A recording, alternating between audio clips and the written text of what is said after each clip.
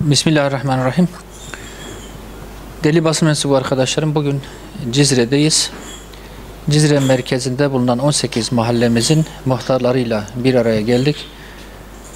Cizre şehir merkezinin sorunlarını hep birlikte masaya yatırdık. Yapılamayan hizmetleri, şehrin sıkıntılarını hep birlikte değerlendirerek onları dinleme imkanı bulduk. Bu vesileyle buraya gelen, katkı sunan, şehrin sorunlarını içtenlikle ifade eden bütün muhtar kardeşlerimize teşekkür ediyorum. Hepimizin amacı şehrimizin daha güzel, daha yaşanılır bir şehir haline getirilmesidir. Malum burası yıllardan beri hizmet görmemiş, ihmal edilmiş, görmezden gelinmiş bir memleket, bir bölge. Çok ciddi bir şekilde buranın hizmete, altyapı çalışmalarına dışarıdan desteğe ihtiyacı var. Bunların hepsi zaten kamuoyundan malumu ve Cizre'yi gezdiğiniz zaman da zaten açıklıkla görülebilecek, fark edilebilecek bir durum.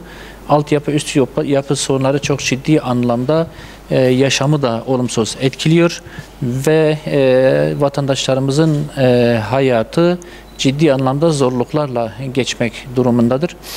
Bunların hepsini biz bugün bir kenara bırakmak durumunda kaldık. Niye? Çünkü bütün bu sorunları bastıran ana bir sorun ortaya çıktı. Zaten bölgenin müzmin, aşılamayan sorunlarından bir tanesiydi. Bugün 18 muhtarımızın da hepsinin birbirinden farklı olarak ifade ettikleri bütün mahallelerimizin ortak sorunu haline gelen elektrik, TEDAŞ sorunu. Burada da en fazla konuşulan sorun bu oldu. Çünkü şu anda Cizre halkının çok ciddi anlamda şikayetçi olduğu, muzdarip olduğu, milletin, halkın, toplumun çilesi, derdi, ızdırabı haline gelmiş bir mesele, bir kamur haline gelmiş. Bu meselenin muhakkak hızlı bir şekilde, ivedi bir şekilde çözülmesi lazım. Çünkü hayat hakikaten çekilmez hale gelmiş. Keyfi cezalandırmalar, keyfi elektrik kesintileri, keyfi baskınlar ve çok ağır ceza faturaları artık yaşamı, hayatı burada çekilmez hale getirmiş. 100 bin lira, 50 bin lira, 150 bin lira cezalar konuşuluyor. Ki buradaki fakir toplumun, alt gelir düzeyinde yaşayan toplumun ödeyebileceği, karşılayabileceği bir ceza değil. Bir apartmanda bir kişi kaçak elektrik kullanmışsa bütün apartmanın cezalandırılması, abonelerinin kesilmesi, bu sıcak hava ortamında hepsinin elektriksiz, klimasız bırakılması hakikaten bir zulüm ve büyük bir haksızlıktır.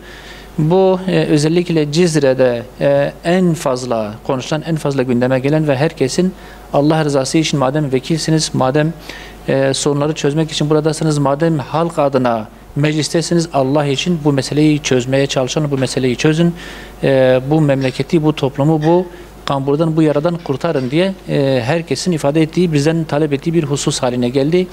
Biz de elbette bu meselenin üzerinde yıllardan beri duruyoruz aslında. Fakat hazır muhtarlarımızla da bir araya gelmişken hepsinin ortak bir şekilde ifade ettiği bu sorunu ben de onlar adına ifade etmiş olayım. İnşallah hep birlikte bu sorunu çözmek durumundayız. Üzerine gideceğiz, çözmeye çalışacağız ama özellikle yetkilileri hasreten Cumhurbaşkanlığı makamını özellikle Doğu ve Güneydoğu'da yaşanan ve toplumun, bölgenin ciddi ızdırabı haline gelen bu elektrik dağıtım şirketlerinin topluma yaşattıklarının önüne geçilmesi gerektiğini burada bir kez daha ifade etmiş olalım. Başkanım,